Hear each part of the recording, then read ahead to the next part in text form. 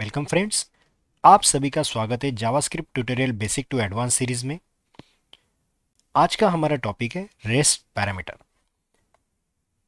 Rest parameter समझने से पहले मैं एक चीज़ आपको याद दिलाना चाहता हूँ कि आपके पिछले वीडियो में मैंने कवर किया था आर्गुमेंट्स ऑब्जेक्ट होता क्या है और आर्गुमेंट्स ऑब्जेक्ट को रिप्लेसमेंट ES6 में क्या मिला है। तो ये चीज़ याद रखिए कि आर्गुमेंट्स ऑब्जेक्ट जो आप ES6 से पहले यूज़ करते थे उसको एक अल्टरनेटिव अप्रोच मिला या अल्टरनेटिव सॉल्यूशन मिला आपके ES6 में, जिसे कहा जाता था रेस्ट पैरामीटर। तो रेस्ट पैरामीटर होता क्या है ये आज समझेंगे। रेस्ट पैरामीटर ये वही काम करता है जो आपका आर्गुमेंट्स ऑब्जेक्ट करता था। मतलब आपने सपोज कोई फंक्शन लिखा, फंक्शन ऐड, और मैंने यहां पर लिखा था A, B, राइट। और मैंने यहां पर लिखा console log A, B, right.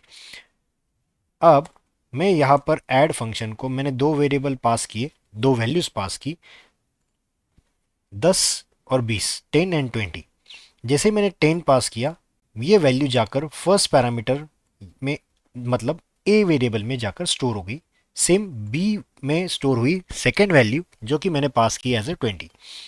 But क्या हो अगर मैं यहाँ पर 30, 40 से लेकर 100 तक वैल्यू पास करूँ और मैं ये इसको प्रिंट करूँ तो भी मुझे 10 एंड 20 ही वैल्यू मिल रही है। बाकी 30 से लेकर 100 तक की वैल्यूज मुझे कंसोल में नहीं मिल रही है।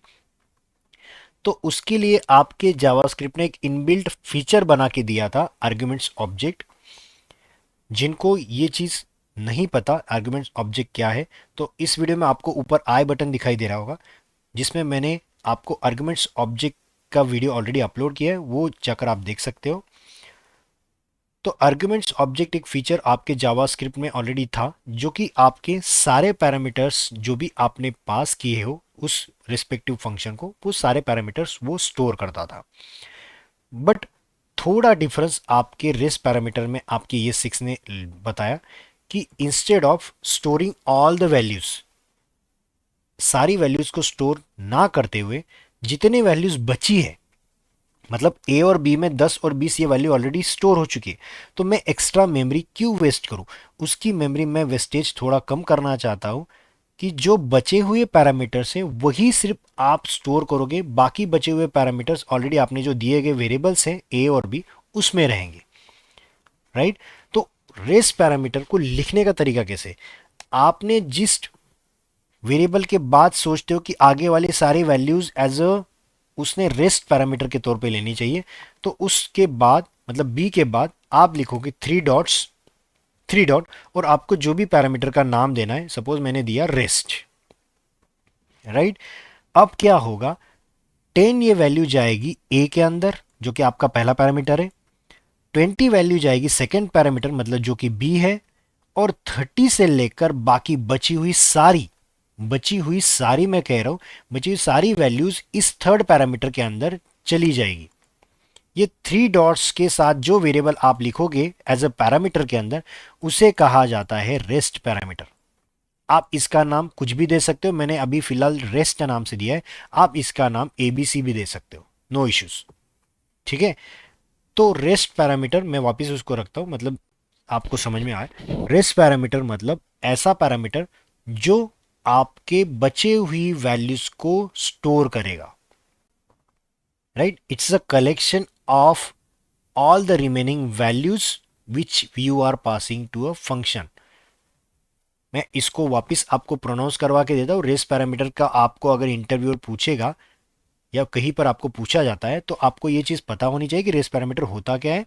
तो rest parameter is a parameter which takes the remaining values of a function passed, और द फंक्शन, आप उसको दूसरे अंदाज में भी कह सकते हो, the number of values you have passed to a function which is not taken into consideration that you can store it in your rest parameter, right. मतलब 10 और 20 जो आपने ए और बी में स्टोर की हुई है, उसके अलावा जो बाकी एक्स्ट्रा बची हुई वैल्यूज आप पास कर रहे हो तो वो किस में स्टोर होगी, तो आपके रेस्ट पैरामीटर।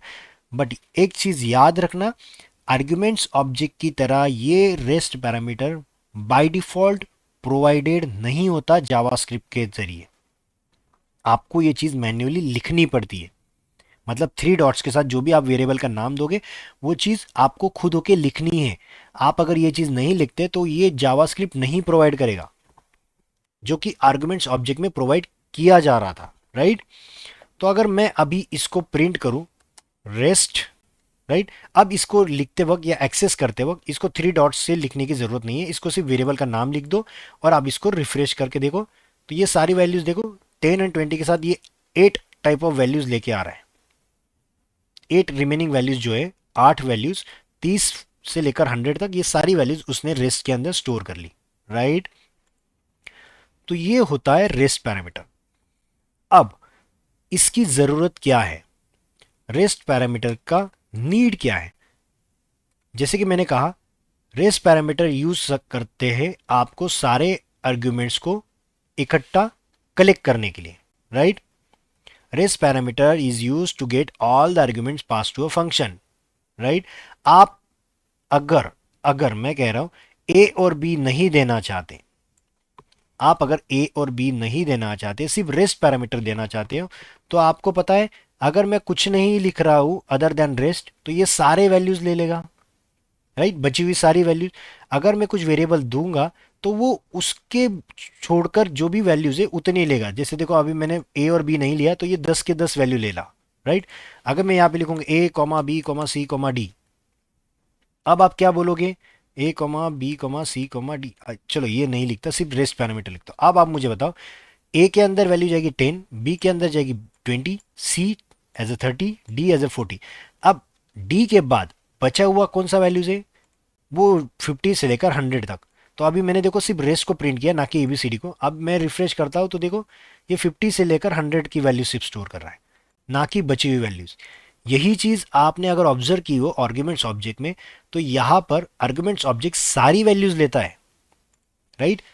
जैसे मैं यहां पे लिखता हूं कंसोल डॉट लॉग आर्ग्यूमेंट्स, तो दोनों का डिफरेंस देखो, मैंने रिफ्रेश किया, आर्ग्यूमेंट्स ऑब्जेक्ट 10 से लेकर 100 की सारी वैल्यूज ले रहा है, 10 20 30 40 50 60 70 80 90 100। बट यही चीज रेस पैरामीटर क्या कर रहा है, सिर्फ बची हुई वैल्यूज, जो पैरामीटर आपने नंबर ऑफ पैरामीटर्स दिए उसके अलावा बची हुई सारी वैल्यूज रेस पैरामीटर लेगा। आर्ग्यूमेंट्स ऑब्जेक्ट ये सारी वैल्यू लेगा। दोनों में डिफरेंस पता चला। मैंने यही थर्ड पॉइंट आपके पीपीटी में मेंशन किया, difference between arguments object and rest parameter. तो याद रखना सबसे पहला डिफरेंस कि आपका rest parameter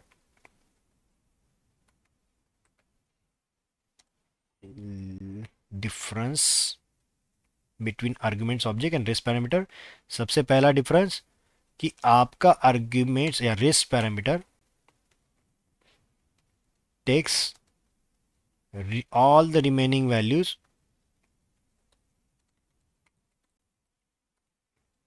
which are not taken by the arguments, the function parameters, right।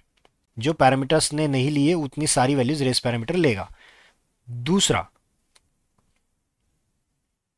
अगर आपने कोई पैरामीटर नहीं लिया हो, राइट, अगर आपने कोई parameter apart from rest parameter अगर नहीं लिखा हो तो वो सारी वैल्यूज लेगा।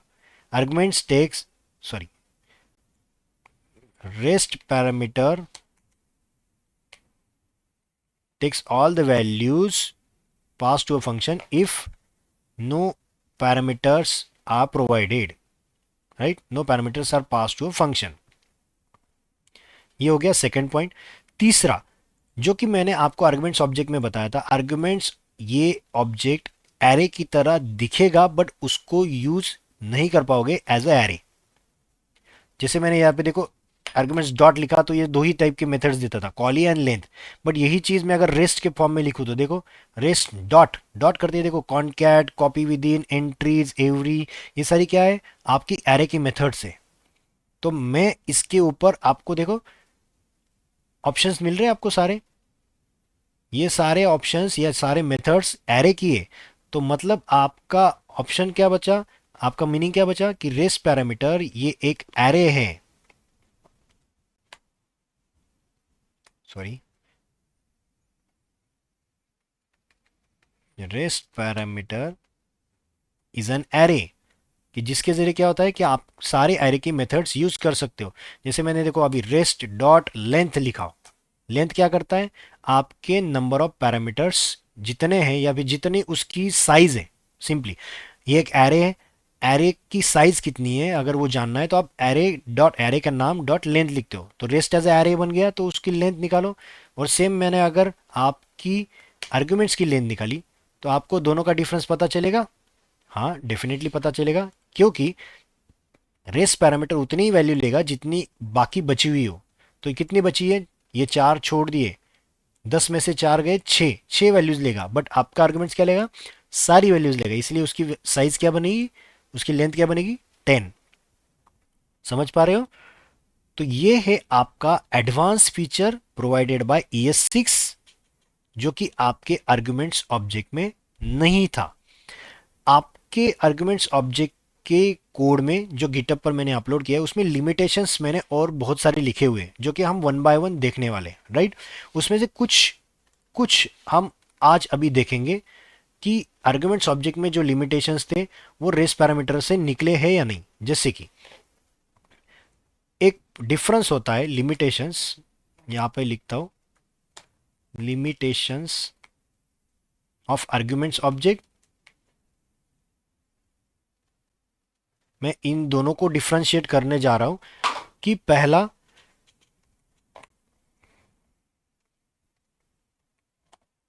आर्ग्यूमेंट्स ऑब्जेक्ट आप कभी भी can not be use in arrow function. Arrow function के अंदर आर्ग्यूमेंट्स ऑब्जेक्ट नहीं लिख सकते। तो एरो फंक्शन पहले क्या होता है ये चीज आपको याद करनी पड़ेगी। इसके लिए मैंने ऊपर देखो आई बटन दिया है जिसमें आपको फंक्शंस के बारे में मैंने जानकारी दी थी कि फंक्शंस होते क्या है, और एरो फंक्शन उसमें से एक टॉपिक था कि एरो फंक्शन आप कैसे यूज करोगे। तो सपोज मैंने एक फंक्शन बनाया, एरो फंक्शन का मतलब क्या होता है, कोई भी एक फंक्शन जो आप एक वेरिएबल में स्टोर करते हो और उसमें आप बॉडी देते हो, राइट। जैसे कि ये था, इसे आप एरो फंक्शन के नाम से जानते थे, एक लैम्बडा फंक्शन, या फिर आप उसको फ्लैट एरो फंक्शन के नाम से जानते थे, वन एंड द सेम। अब मैं इसको ऐड वन को, मैंने ये 5 वैल्यू स्टोर की, राइट। मैं अभी इस ऊपर वाले को सपोज कमेंट कर देता हूँ, मतलब सिर्फ इतना ही आउटपुट आपको दिखेगा कंसोल में। अब मैं इसको रिफ्रेश कर देता हूँ, तो देखो आपको आउटपुट क्या आ रहा है, आपको आउटपुट में एरर आ रहा है। क्या बता रहा है, reference error, arguments is not define. Arguments object आपका एरो फंक्शन के अंदर नहीं चलता, ये सिर्फ नॉर्मल फंक्शन जो आप लिखते हो उसमें ही आर्ग्यूमेंट्स फंक्शन या आर्ग्यूमेंट्स ऑब्जेक्ट चलेगा, राइट। यही चीज अगर मैं रेस्ट पैरामीटर के लिए यूज करूं, मैं दोनों का डिफरेंस समझा रहा हूं। अब देखो यहां पर मैं लिखता हूं ऐड टू, और मैंने इसको पास किया, राइट। अभी मैं ऊपर वाला एरर दे रहा है इसलिए इसको कमेंट करता हूं। अब सिर्फ नीचे वाला मैं रन करता हूं, अब देखिए हाँ ये चल रहा है, एरो फंक्शन के अंदर भी चला और ऊपर नॉर्मल जो मैंने लिखा था नॉर्मल फंक्शन का सिंटैक्स उसमें भी चला।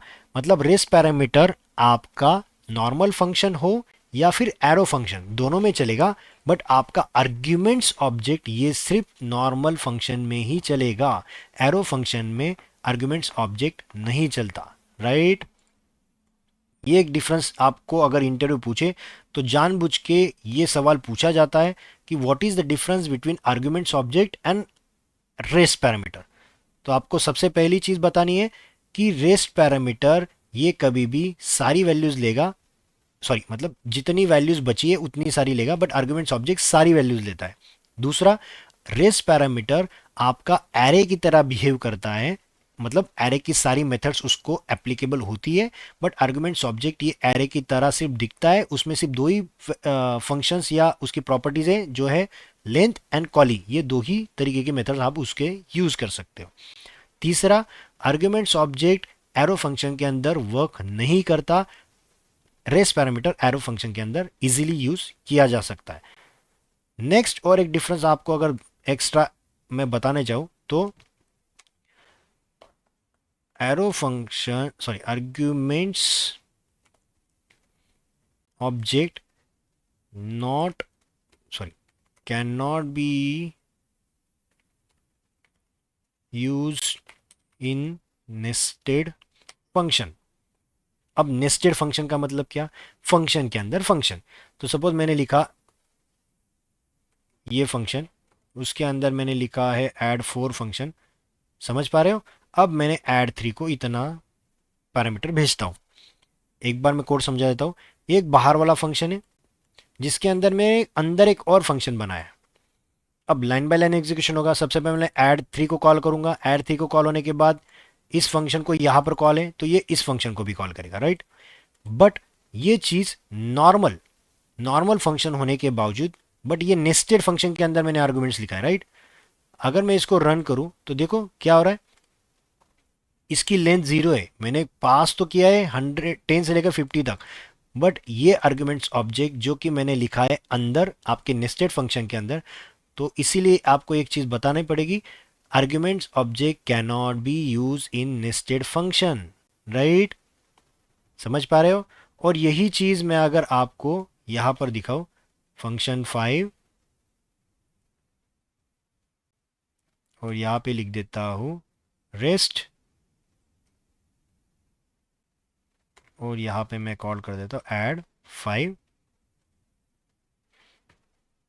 अब मैं ऊपर वाला कमेंट कर देता हूं और सिर्फ नीचे वाला चलाता हूं